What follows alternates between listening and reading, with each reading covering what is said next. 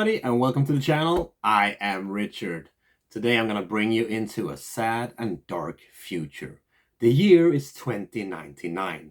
We are in Britain. Communities are ruled by vicious gangs. The community is at its breaking point and everybody is doing whatever they can to make it on their own. I'm going to show you Nightlancer. This is a futuristic game where you try as a Nightlancer to make it through the night. You try to do whatever you can to complete contracts, to do different kind of missions and get as much money as you possibly can. This game is from 14 years and above. It's from 1 to 4 players and around 60 minutes of gameplay.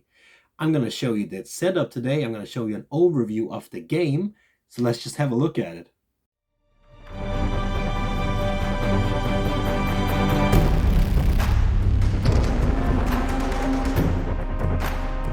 This is the setup of the game. In the middle you have the 4 different playing areas. You have some loan, resolve, health and chips tokens in easy reach for all players. You have some high profile missions and some low profile missions also next to the playing area. Over here you have an open mission area in which missions cards are placed when they are drawn. You have some dice to be able to complete challenges. You got some black market cards, some contract cards, and some opportunity cards, all shuffled real good. Up here you have the turn order track. Here you have the heat track that will show how much heat the Nightlancer is under. Up here where there says round cards, you should first take the late round cards, shuffle them real good, take 3 of them, and place them on the one to the left. Then you should do the same thing with the early round cards, shuffle them real good, take 3 cards and put them on top of the late round cards. The rest of the cards go back into the box. Once every player have chosen their own Nightlancer, it's time to set up the different equipments. And everything stands pretty clearly on the character board. Up here you have the status area. This is where you see how many health points and resolve points your Nightlancer should have. Down here you can see the amount of ideals that your Nightlancer have. Your ideals are kind of like your moral value. You have the amount of chips that your Nightlancer should have. Under assets you can see which card, which weapon that your Nightlancer starts with. Also stated the same name on the card. Then we have the hand cards and each Nightlancer starts with their own opportunity cards that matches with the one that says under hands. This Nightlancer here starts with 1 random contract and 3 random opportunities. Each Nightlancer also takes a deal token, 1 player token, and the same status and action tokens all in the same color. And every Nightlancer is handled 1 summary cards for the game rounds and 1 scoring summary. Each player takes their status tokens and places 1 on 0 on the heat track and 1 on 0 on the prospect, and then we randomly place out the player's status tokens on the turn order. We're done with the setup and we are ready to start playing the game. We have set up our Nightlancer, we have set up the whole scene here, so let's just get started. Nightlancer is played out during a series of different rounds, and each round consists of 4 phases. The first phase is the prep phase, and the first step of the prep phase is the downtime step. Now, if this is your first game, you should not do this step, but let's just say it's not. The first thing you get to do in the downtime phase is to get 1 health, up to your total amount. You also get 1 resolve, but also up to your full amount. If any players are shaken, they stop being shaken. And if any player have any loans, they need to pay 1 credit in interest. If they can't do that, they immediately need to lose 3 health and 3 resolve. But if they can't pay interest, they can pay 10 credit to just get rid of the loan. Now we need to draw the amount of low-profile missions stated per player. This is a 3-player game, so we turn over 3 low-profile mission cards. On this one, we have 0 high-profile missions. So we take the top low-profile mission cards and we flip it over to see what kind of mission we might be able to do in a near future. We take this and put it face up in the open mission area. We then need to fill up the black market. Now, depending on how many players you are, you have a different amount of cards in the black market. If, for example, like I am now, a 3-player game, I should fill up with 8 cards, symbolized by a 3-player mark in the middle of the black market cards. If this was a 4-player game, I would have filled all the way up to the last row. In the event step, we need to see if we need to do an event or not. This one says that anybody with 1 heat or more, like the yellow one, needs to do this challenge. And if we fail, we need to take the punishment as well. The yellow player has a base 3 on covert in their basic abilities, lowering the value that she needs to complete down to 2. She can also choose to use an item from the black market, lowering the value even more. So now she will only have to roll 1 to complete this challenge.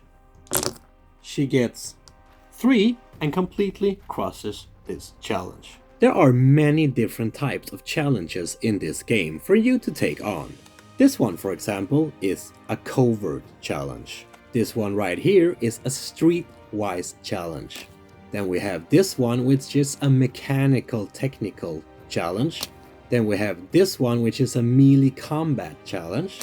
We got this one, which is a gunfight combat challenge. And lastly, we have a marksman challenge. The event step is done and the challenge was successful. Now we move into take a mission step. This is where we, in turn order, decide if we want to take on a mission or not. If we want to take on a mission, we need to start a crew. We do this by taking our player token and placing it on the first crew spot under stage 1. Now you are the boss of this crew. If another player wants in on this mission, they would need to place their token on the second crew, making them the boss of that crew.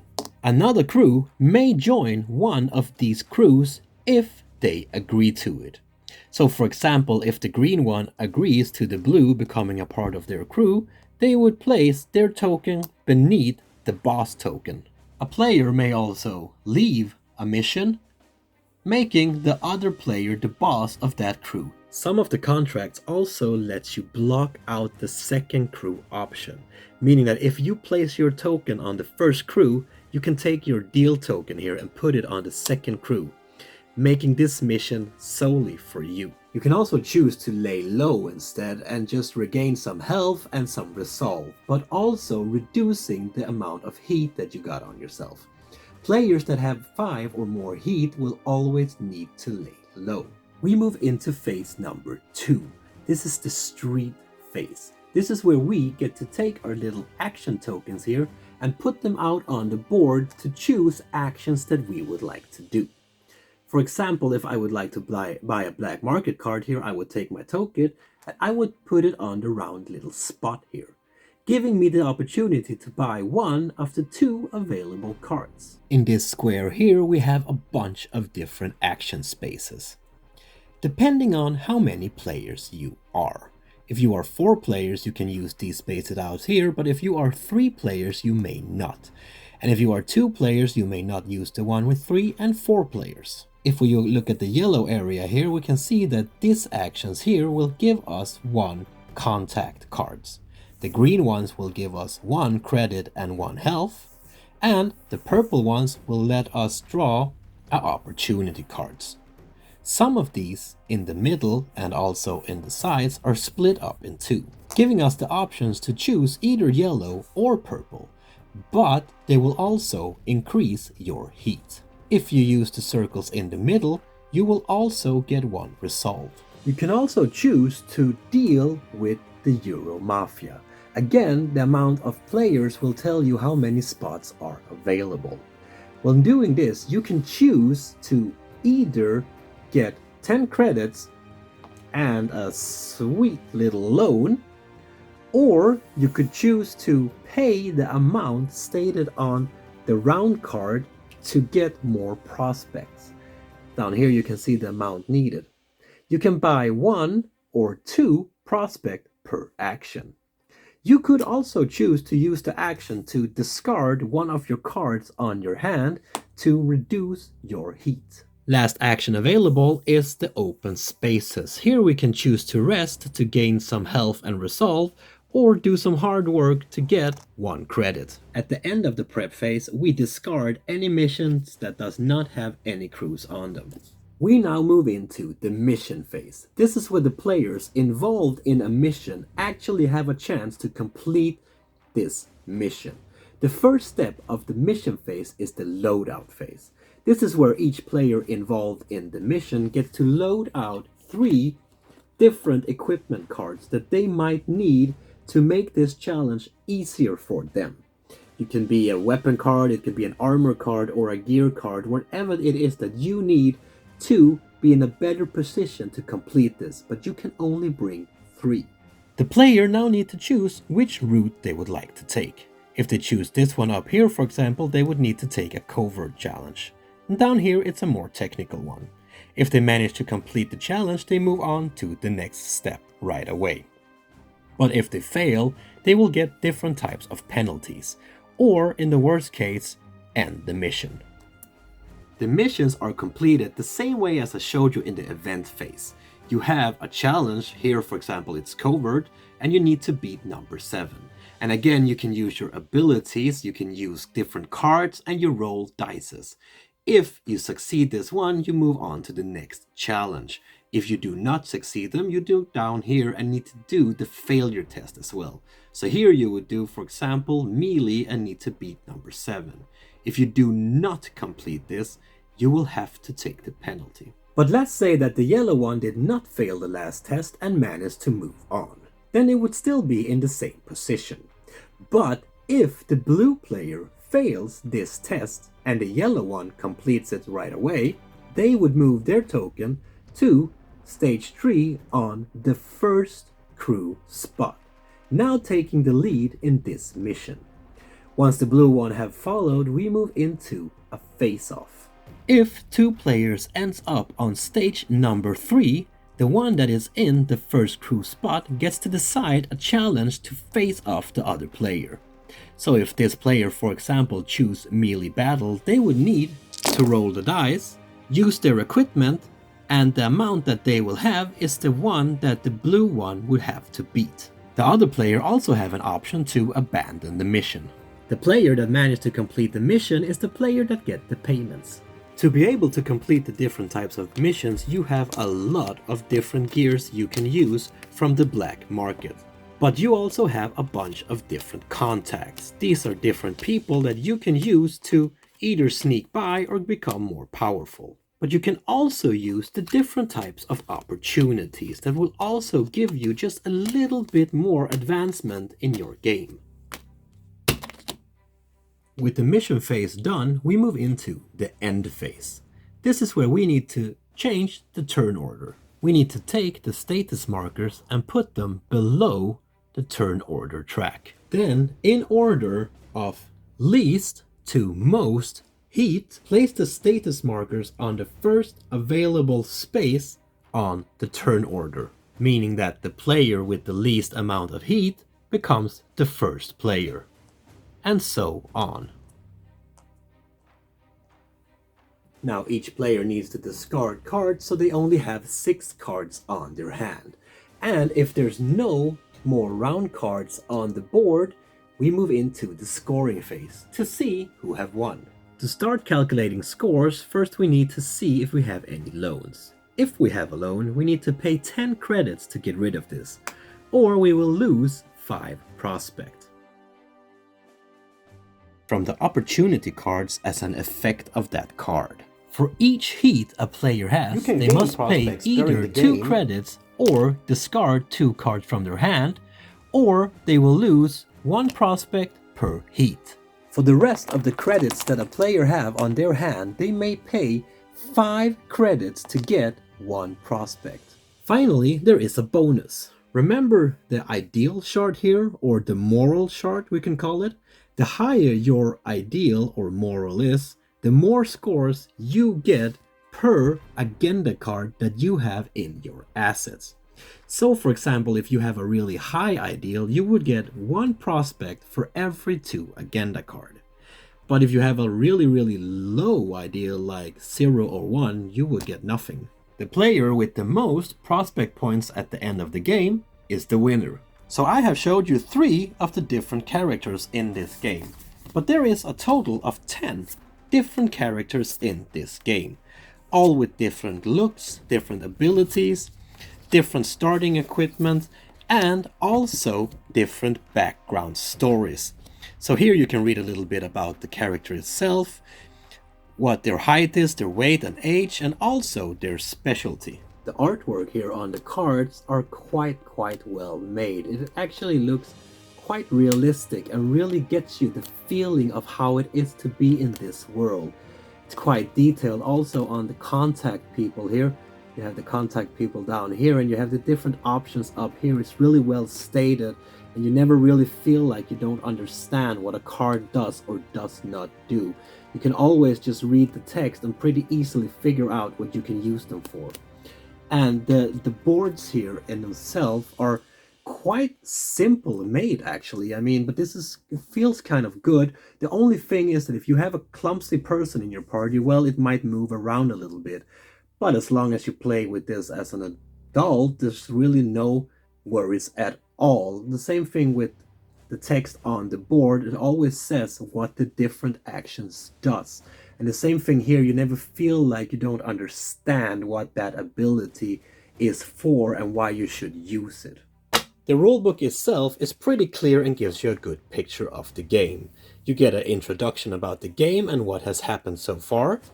Here you have a good introduction index showing you where the different chapters are. Everything has a little text with a picture corresponding to them. Same thing with the setup. You have a number, you have a text explaining what that area will do. There's clear pictures. There's really never a question about what they're talking about or what is meant about it. It takes you through all the different steps. Quite clear and quite good. I would say overall this is a really well written rulebook.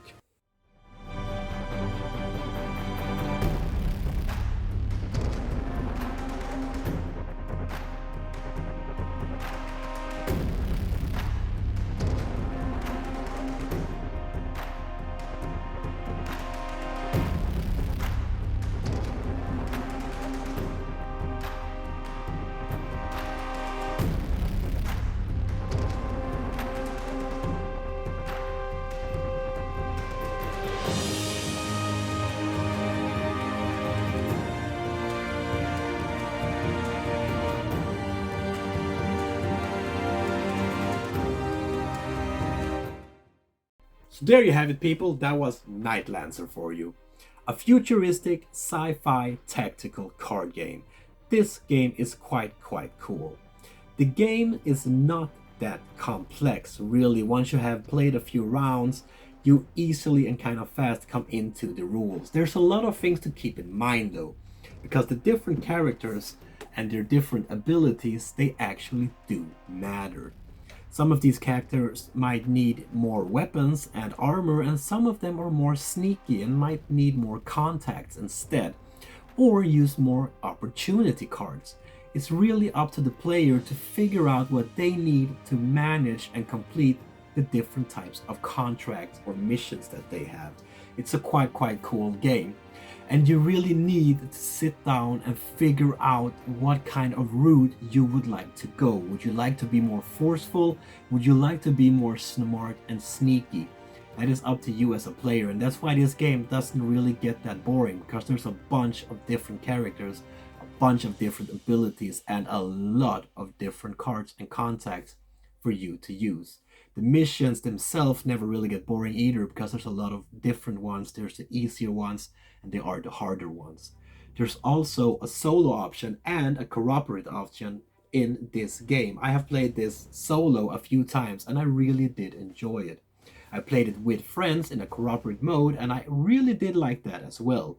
Me myself am more of a cooperative person. I am not that competitive of myself. I like to sit down with my friends and together reach the goal that we try to reach. But that's up to you, and really either way the game works. So if you like sci-fi games where you need to be a little bit tactical, a little bit smart on how you want to use your character, where you want to place your actions, this one is for you. There will be links to this game down in the description. There will be all the information you need. If you like this video, people, please give me a thumbs up. Please throw in a comment what you thought about the game, what you thought about the video, or just say hi. I really love to interact with you. I just love this community. And until next time, people, please take care of each other and please keep on spreading that board gaming love that I know you all have. Peace out.